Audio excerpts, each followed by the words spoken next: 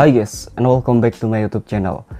Jadi beberapa bulan yang lalu, aku emang bener-bener vakum membuat konten mulai dari awal Januari 2024 kemarin hingga sekarang. Dan jujur konsisten itu berat guys. Jadi pesanku buat kalian semuanya, jika kalian ingin mendapatkan hasil yang besar, maka konsistenlah pada bidang yang memang bener-bener kalian tekuni.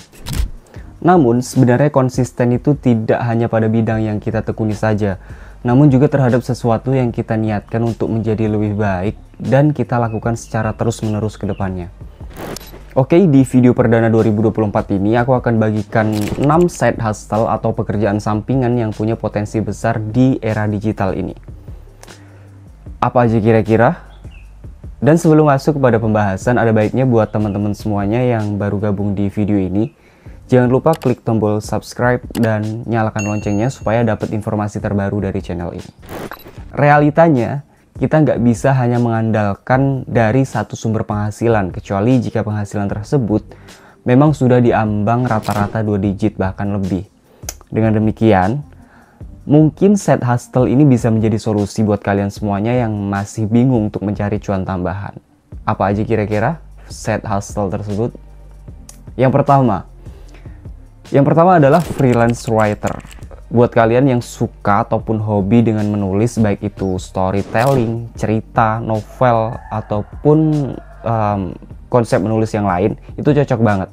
Jadi freelance writer itu adalah seseorang yang menulis untuk berbagai klien tanpa terikat pada suatu perusahaan. Freelance writer itu job desk-nya bisa menulis artikel, blog, konten sosial media, deskripsi produk, dan lebih banyak lagi dan luas lagi. Dan mereka bekerja secara mandiri dan biasanya memiliki fleksibilitas waktu yang free ataupun tempat kerja yang bebas, jadi bisa dilakukan dimanapun dan kapanpun tergantung permintaan klien. Nah tentunya hal ini harus kalian siapkan dengan skill menulis yang baik, dan juga kalian wajib bangun portofolio mulai dari kecil. Entah itu melalui blog atau website pribadi yang di dalamnya dapat kalian tuangkan tulisan-tulisan kalian. Dan menurutku ini potensinya besar sekali di era digital ini. Walaupun kita harus bersaing dengan yang namanya AI, tapi tidak menutup kemungkinan kalau tulisan manusia akan jauh lebih baik dan bagus dan juga terstruktur. Jadi kita juga dapat menggunakan AI sebagai teman untuk membantu kita menulis dan memperbaiki kosakata tulisan kita nantinya. Gimana, tertarik menjadi freelance writer? Dan yang kedua adalah jualan produk digital. Pernah kalian dengar tentang jualan produk digital? Nah, kali ini aku akan berbagi sedikit info tentang konsep ini. Jadi, jualan produk digital itu apa sih? Sederhananya, produk digital adalah barang atau layanan yang bisa diakses atau dikonsumsi secara online. Contohnya bisa berupa e-book, kemudian kursus online, template desain, software, musik, dan masih banyak lagi. Kenapa jualan produk digital bisa menjadi pilihan yang menarik? Yang pertama, kita nggak perlu repot-repot nyetok barang atau mikirin pengiriman.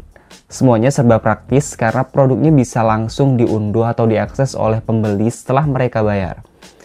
Kedua, modal awalnya juga bisa dibilang terjangkau, namun hanya butuh ide ataupun skill untuk membuat produknya. Dan platform untuk menjualnya nggak perlu sewa toko ataupun gudang. Platform jualan juga banyak pilihan mulai dari website sendiri, kemudian marketplace, sampai media sosial. Dan yang ketiga, potensi pasarnya luas banget. Dengan internet kamu bisa jualan ke seluruh dunia, nggak terbatas oleh jarak dan waktu, apalagi kalau produk kamu bisa memberikan solusi atau manfaat yang dicari banyak orang. Peluang suksesnya besar. Tapi jualan produk digital juga ada tantangannya.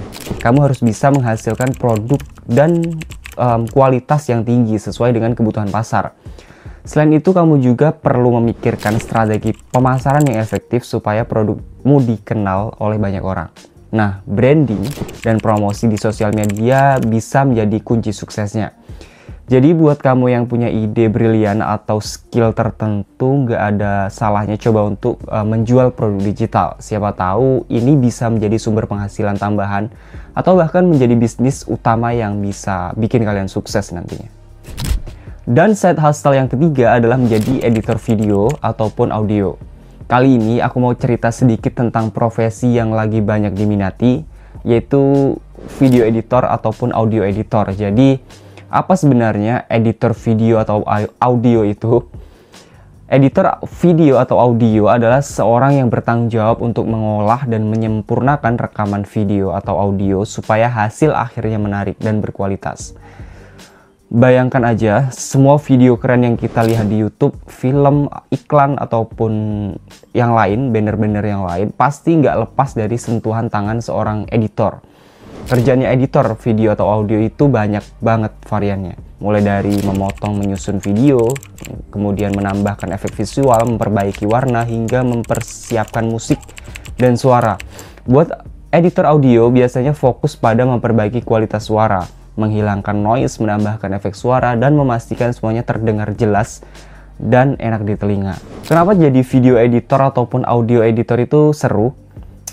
Yang pertama, kamu bisa mengekspresikan kreativitasmu dalam proses editing kamu. Kamu bisa mengeksperimen dengan berbagai teknik dan gaya supaya hasil akhirnya unik dan menarik. Yang kedua, banyak peluang kerja yang terbuka lebar, baik itu dalam industri kreatif, media, periklanan, atau bahkan menjadi freelancer.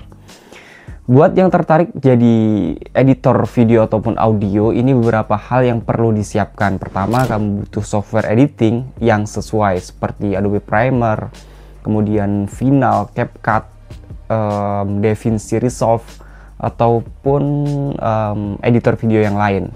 Dan yang kedua, kamu perlu belajar dasar-dasar editing, mulai dari teknik dasar sampai trik-trik lanjutannya. Banyak tutorial gratis yang bisa kamu akses di internet, di YouTube ataupun di platform lain. Selain itu, penting juga untuk terus mengasah skill dan tetap update dengan tren terbaru di dunia editing. Makin sering praktek, hasilnya juga pasti akan jauh lebih baik. Dan selanjutnya adalah freelance desain grafis. Secara sederhana, freelance desain grafis itu adalah pekerjaan mendesain yang dilakukan secara mandiri, tanpa terikat kepada sebuah perusahaan tertentu. Sebagai freelancer, kamu juga bisa mengambil proyek dari berbagai klien yang membutuhkan jasa desain, mulai dari logo, poster, brosur, hingga konten sosial media. Kenapa banyak orang tertarik menjadi freelance desain grafis? Yang pertama, fleksibilitas waktu. Kamu bisa atur sendiri kapan kamu mau kerja dan kapan kamu istirahat. Cocok banget buat kamu yang suka dengan jam kerja yang tidak kaku. Kedua, variasi proyek yang seru, karena kamu bisa kerja dengan banyak klien berbeda, dan setiap proyek pasti punya tantangan dan keunikan sendiri, jadi nggak bakal bosen. Tapi jadi freelance desain grafis itu juga ada tantangannya. Kamu harus bisa mengatur waktu dengan baik supaya semua proyek selesai tepat waktu, jadi sesuai dengan deadline yang telah ditentukan. Dan selain itu, kamu juga bisa asah skill komunikasi yang oke untuk memahami kebutuhan klien dan menjelaskan ide-ide desainmu. Buat kamu yang mau mulai untuk menjadi freelance desain grafis, ada beberapa hal yang perlu disiapkan. Pertama, portofolio yang menarik. Kumpulkan hasil-hasil desain terbaikmu dan tampilkan di sebuah website atau platform khusus portofolio. Ini penting banget supaya calon klien kamu bisa lihat kemampuan kamu. Yang kedua, perangkat dan software desain yang mendukung seperti Adobe Illustrator, Adobe Photoshop, dan CorelDRAW. Jangan lupa juga untuk aktif di sosial media atau platform freelance seperti Upwork, Freelancer, atau Fiverr. Di sana kamu juga bisa mendapatkan klien dan mempromosikan jasa desainmu. Jadi buat kamu yang punya passion di dunia desain grafis dan pengen coba kerja dengan cara yang lebih fleksibel, freelance desain grafis ini bisa jadi pilihan yang menarik. Dan yang terakhir adalah menulis blog ataupun artikel. Kalian pasti sudah sering baca blog ataupun artikel di internet. Nah, pernah nggak kepikiran untuk buat ataupun nulis sendiri di sebuah website? Menulis blog atau artikel itu seru. Ini bisa jadi cara buat kalian berbagi cerita, pengalaman, ataupun pengetahuan yang kamu punya. Selain itu, menulis blog juga bisa menjadi ajang buat melatih kemampuan menulis dan mengasah kreativitas. Terus gimana cara untuk memulai menjadi seorang blogger ataupun sebagai penulis di sebuah website? Yang pertama, tentunya kalian menentukan terlebih dahulu topik yang kalian minati. Bisa tentang hobi, kuliner, traveling, teknologi, atau yang kamu suka lah. Kalau kamu nulis tentang hal-hal yang kamu suka, biasanya ide-ide akan terus mudah mengalir. Yang kedua, buat rencana ataupun kerangka tulisan. Tentukan poin-poin utama yang mau kamu bahas biar tulisanmu lebih terstruktur. Misalnya kamu mau nulis tips tentang traveling, kamu bisa bikin poin-poin seperti persiapan sebelum berangkat, tempat-tempat yang wajib kamu kunjungi, dan tips menghemat budget. Kemudian menulis dengan gaya yang santai dan sopan seperti mengobrol dengan teman. Jangan terlalu kaku biar pembaca juga merasa nyaman dan tertarik buat terus baca hingga akhir artikel kalian. Gunakan bahasa yang mudah dipahami dan juga sesekali tambahkan humor seperti cerita pribadi biar lebih menarik. Jangan lupa buat untuk rajin membaca dan belajar dari tulisan-tulisan orang lain. Dengan begitu kamu bisa dapat banyak inspirasi dan tahu tren dan gaya penulisan yang lagi populer saat ini. Setelah selesai menulis, luangkan waktu untuk mengedit dan memperbaiki tulisanmu. Cek lagi ejaan, tata bahasa, dan kesesuaian informasi. Kalau udah yakin, baru kamu bisa mempublikasi tulisanmu di blog ataupun platform artikel seperti Medium, ataupun Blogger, ataupun WordPress. Selain itu penting juga buat dipromosikan tulisan itu di sosial media kalian atau di komunitas yang sesuai dengan topik tulisanmu. Semakin banyak yang baca, semakin besar kesempatan buat dapat feedback dan pengalaman ataupun pengakuan.